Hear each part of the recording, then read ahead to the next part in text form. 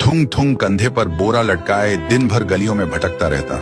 इधर उधर पड़ी प्लास्टिक की बोतलें और पुरानी चीजें उठाता रहता। फिर शाम को उन्हें बेचकर 2 वक्त की रोटी कमाता। थुंग थुंग अपनी बीवी और बच्चे के साथ एक टूटी हुई झोपड़ी में रहता था। गरीबी इतनी थी कि कभी कभी नमक रोटी भी नसीब नहीं होती थी। भूख मिटाने के लिए पेड़ों के पत्तों का सहारा लेना पड़ता। फिर भी थुंग थुंग ने कभी चोरी का सहारा नहीं लिया। एक दिन थुंग थुंग थका हारा श्मशान के पास बैठा था। शाम ढल चुकी थी और हवा में जले हुए लकड़ों की बू थी। तभी उसे मिट्टी के नीचे से हल्की सी रोशनी चमकती दिखी। वह धीरे से उठा और मिट्टी खोदने लगा। कुछ ही देर में उसे जमीन के अंदर से एक पुराना सा लोहे का घंटी वाला दिया मिला। जैसे ही उसने उसे उठाया, एक भारी आवाज गूंजी, जो भी इस दिए को जगाएगा उसकी हर इच्छा पूरी होगी, लेकिन बदले में उसकी सबसे प्यारी चीज चली जाएगी।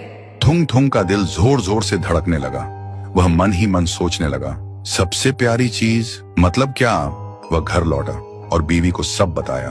बीवी ने ध्यान से सुना। उसकी आंखों में डर भी था और थोड़ी सी उम्मीद भी। फिर बोली, 3 दिन से बच्चा भूखा है, क्यों ना पहले खाना मांग ले।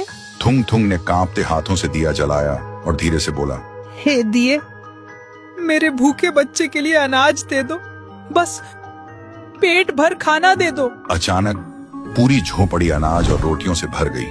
बीवी खुशी से रो पड़ी। लेकिन उसी रात थुंग थुंग ने देखा उसका बच्चा चुपचाप कोने में बैठा है और उसे पहचान नहीं रहा। सुबह तक बेटा उसका नाम भूल चुका था। थुंग थुंग टूट गया, लेकिन घर में अनाज था और भूख खत्म हो चुकी थी। उसने खुद को समझाया, बाद में बच्चे का इलाज करवा लूंगा। फिर उसने सोचा, एक और बार इस्तेमाल कर लेता हूँ। इस बार उसने मांगा, हे दिए, पक्का मकान और दुकान दे दो। पलक झपकते ही टूटी झोपड़ी की जगह एक सुंदर पक्का घर बन गया और बगल में भरी हुई दुकान खड़ी थी। थुंग थुंग खुशी से बीवी के पास दौड़ा, लेकिन उसने देखा उसकी बीवी पत्थर की मूर्ति बन चुकी थी।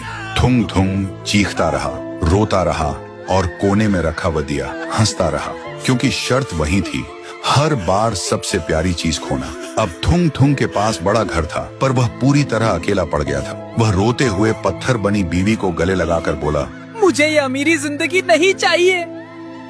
मेरी बीवी और बच्चे को पहले जैसा कर दे, भले ही हम भूखे रहें। दिए की हंसी अचानक रुक गई। एक तेज रोशनी हुई।